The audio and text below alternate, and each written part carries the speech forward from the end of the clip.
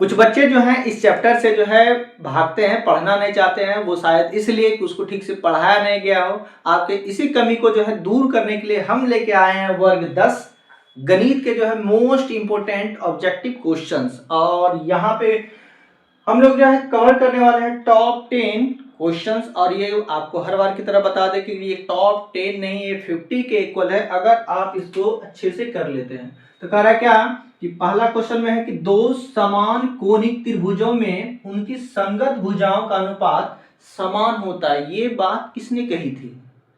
दो समान कोणिक त्रिभुजों में उसकी संगत भुजाओं का अनुपात जो है सेम होता है, बराबर होता है, समान होता है। ये किसकी देन है? किसने कहा था? थेल्स, यूक्लिड, पाइथागोरस या फिर जो है आर्यभट्ट ने। तो 10th में अगर है तो एक जो है मोस्ट इंपोर्टेंट थ्योरम है वो थेल्स प्रमेय के नाम से जाना जाता है और उन्हीं का जो है देन है ये वाला थ्योरम। ठीक है, थेल्स आपका देन है।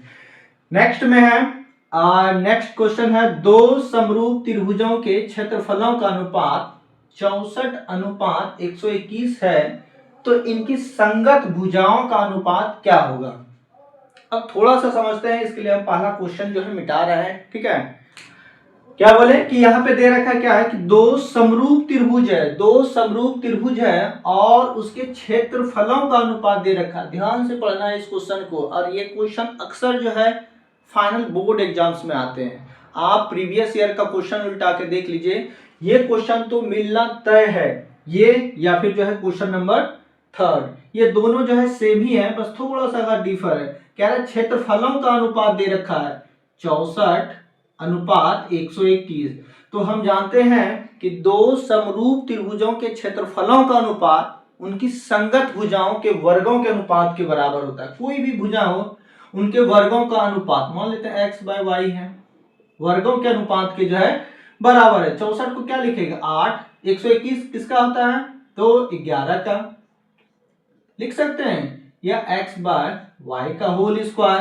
तो यहां पे अगर कैलकुलेट करते हैं तो उनकी संगत भुजाओं का जो अनुपात आ गया, क्या आ गया? 8/11 या फिर जो है 8:11। क्या ये ऑप्शन में है? बिल्कुल है, फर्स्ट नंबर ऑप्शन। ठीक है, अब इसको ट्रिक से कैसे बनाना है वो समझ लीजिए कि अगर क्षेत्रफल का अनुपात दे रखा है, ठीक है, क्षेत्रफल का अनुपात अगर दे रखा है और भुजाओं का अनुपात मांग ले तो इसका स्क्वायर रूट निकाल लीजिए। क्या बोले? इसका जो है स्क्वायर रूट निकाल लीजिए और जो आएगा वही ऑप्शन वाला जो है आंसर हो जाएगा। ठीक है, 64 का क्या होगा? तो 8 होगा। 121 का क्या होगा? 11 आंसर। ज्यादा दिमाग नहीं लगाना। अगला आते हैं, अब दो समरूप त्रिभुजों की संगत भुजाओं का अनुपात दे रखा है। अब देखिए इसका जस्ट अपोजिट है। पहला क्वेश्चन यही आ सकता है, क्षेत्रफलों का अनुपात दे देगा, भुजाओं का पूछ लेगा, या फिर जो भुजाओं का अनुपात दे देगा आपसे क्षेत्रफलों का अनुपात पूछ लेगा। तो वही हुआ यहाँ पे कि संगत भुजाओं का अनुपात 4:9 है। तो कह रहा है क्षेत्रफलों का अनुपात क्या होगा ये बता दीजिए। अब यहाँ पे देखिए क्या होता है, संगत भुजाओं के वर्गों का अनुपात। तो 4 का अनुपात क्या होगा? 16 और 9 का क्या होगा? 81, यानी कि 16:81। क्या ऑप्शन में है? तो यह है 1681 यहाँ पे। तो इस तरह से जो है अगर भुजा दे तो स्क्वायर करके जो अनुपात आएगा वो आंसर, और अगर क्षेत्रफल दे तो उसका स्क्वायर रूट निकाल लेना है। इतना ध्यान में रखना है। आगे चलते हैं, यहाँ पे जो है एक फिगर दे रखा है। कुछ फिगर जो है इस तरह से थोड़ा बड़ा बना देते हैं, यहाँ पे जगह का अभाव था। 60 और ये हो गया हमारा 110 और ये है x।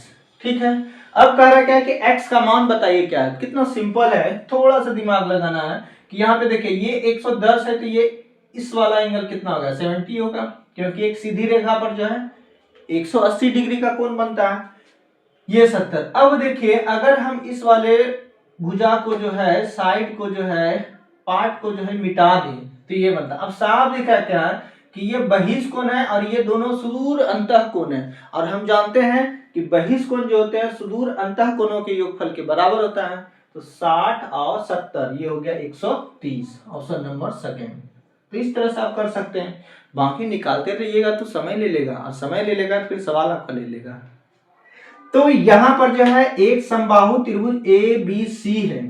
ठीक है, एक समबाहु त्रिभुज ए बी सी है और इसका भुजा भी दे रखा है। भुजा क्या है? वो है 12 सेंटीमीटर। ठीक है, एक समबाहु त्रिभुज है और उसकी भुजा है 12 सेंटीमीटर। कह रहा है इसकी ऊंचाई क्या होगी? अगर आपको याद है कि समबाहु त्रिभुज की हाइट क्या होती है, तो वो होती है √3/2 इंटू भुजा। ठीक है, ये होती है समबाहु त्रिभुज की ऊंचाई। अब जो भी भुजा दे रखा है उसको रख दीजिए यहाँ पे, क्या हो जाएगा √3/2 इंटू 12, यानी कि ये आ गया हमारा 6√3। ऑप्शन में दिख रहा है कहीं 6√3, ये रहा, ये हमारा हो जाएगा। तो छोटा छोटा फॉर्मूला जो है समबाहु से हमेशा क्वेश्चन पूछा जाता है, वो ये ऊंचाई को लेकर के। अगर समबाहु त्रिभुज की एक भुजा ए है तो उसकी ऊंचाई क्या होगी? ऊंचाई के लिए आप याद रखिएगा फॉर्मूला √3/2 इंटू ए। और एक दूसरा पूछा जाता है अगर समबाहु त्रिभुज की भुजा 2a है, तब वैसी स्थिति में जो है इसका जो है ऊंचाई क्या होगा? तो वहां पे आपको याद रखना है कि a√3। ठीक है, a√3। ठीक है, इतना याद रख लेते हैं तो बहुत अच्छी बात है। यहाँ पे दो समरूप त्रिभुज है, त्रिभुज ABC और त्रिभुज DEF, दोनों जो है समरूप त्रिभुज है। अब कह रहा है क्या कि इनके क्षेत्रफल जो है क्रमशः 9 सेंटीमीटर स्क्वायर और 16 सेंटीमीटर स्क्वायर है। यदि EF इक्वल टू 4.2 है तो BC का मान क्या होगा? अब देखिए इसके लिए जो है दो त्रिभुज क्रिएट कर लीजिए। थोड़ा सा ज्यादा समय नहीं लगते ये सब प्रश्न में, अगर आपको थ्योरम थोड़ा याद है तो फिर जो है काम चला लीजिएगा। क्या है? दो त्रिभुज है, मान लेते हैं ये ABC और ये है हमारा DEF। ठीक है, अब कह रहा है क्या कि ये दोनों समरूप है, इनका है 9 सेंटीमीटर, इसका है 16 सेंटीमीटर। हम जानते हैं कि दो समरूप त्रिभुजों के क्षेत्रफलों का अनुपात मतलब 9/16 संगत भुजा के वर्गों के अनुपात के बराबर होता है। तो संगत भुजा यहाँ देखिए EF का मान दे रखा है, EF दे रखा है, पूछा गया BC, मतलब ये दोनों भुजा संगत है। तो संगत भुजाओं का अनुपात क्या हो जाएगा? यानी कि BC संगत भुजाओं का अनुपात, संगत भुजाओं के वर्गों का अनुपात बराबर होगा। ठीक है, निकाल लीजिए यहाँ से मान क्या होगा। इसको लिख सकते हैं 3/4 का होल स्क्वायर बराबर, BC का तो मान दिया नहीं, BC निकालना है, या BC अपॉन EF का मान दिया है 4.2 का होल स्क्वायर। स्क्वायर स्क्वायर खत्म हो गया तो BC बराबर जो फाइनल आएगा यहाँ से जितना शॉर्ट जा सकते हैं, है ना, ऑब्जेक्टिव क्वेश्चन बना रहे हैं, यहाँ पे आपको लॉन्ग नहीं खींचना है, जितना शॉर्ट जा सकते जाइए, कोई रोक टोक नहीं। 4 से कटाइए, 4 एकम 4 और 4 पंच 5। ठीक है, अब मल्टीप्लाई कर दीजिए तो ये हो गया 3.15। ठीक, तो BC का मान आएगा 3.15, ऑप्शन में है तो ये रहा ऑप्शन। इस तरह से जो है आप चीजें, जब एक थ्योरम अगर आप याद है समरूपता वाला, तो उससे आप कई सारे ऑब्जेक्टिव प्रश्नों के साथ साथ जो है 2 नंबर के प्रश्नों को सॉल्व कर सकते हैं। ठीक है, अब कह रहा क्या है कि X भुजा वाली समबाहु त्रिभुज का क्षेत्रफल क्या होगा? ये तो सीधा सीधा जो है फॉर्मूला पूछ दिया गया कि समबाहु त्रिभुज का जो है क्षेत्रफल क्या होगा जिसकी भुजा A है। वैसे हम जानते हैं A के लिए हम जानते हैं कि √3/4 इंटू A² होता है। तो यहाँ पे भुजा का रहा X है, तो X रख दो ना, X रख दो, X² देख लो कहाँ है, √3/4 इंटू X², ये है सेकेंड नंबर में, तो ये हो गया हमारा ऑप्शन। तो छोटा, कभी कभी डिजिट मतलब साइड जो है चेंज करके पूछा जाता है, कभी जो है 2A करके दे देगा, तो उस तरह से रख देना है। अब देखिए ये जो है कई बार जो है प्रश्न पूछे जा चुके हैं और इसको इम्पोर्टेंट ही कहेंगे, ये वाला और ये दोनों, ये काफी इम्पोर्टेंट है, ये आप कवर कर लीजिएगा। ठीक है, यहाँ पे कह रहा है कि सभी वृत्त डैश होते हैं, सर्वांगसम होते हैं, समरूप होते हैं, या दोनों होते हैं, या इनमें से कोई नहीं। क्या सभी वृत्त डैश होते हैं, और दूसरा है सभी वर्ग होते हैं, क्या होते हैं? समरूप होते हैं, सर्वांगसम होते हैं, दोनों होते हैं, या इनमें से कोई नहीं। तो आपको बता दें कि सभी जो वृत्त होते हैं वो समरूप होते हैं, एक ही जैसा दिखेगा वृत्त, चाहे वो छोटा हो या फिर जो बड़ा हो।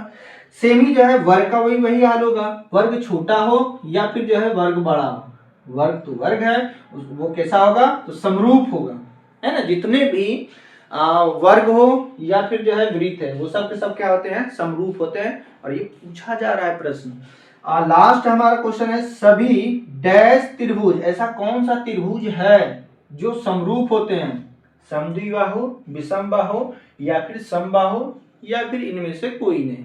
तो यहाँ पे आपको याद रखना है कि समबाहु त्रिभुज जो होते हैं वो समरूप होते हैं, ठीक है।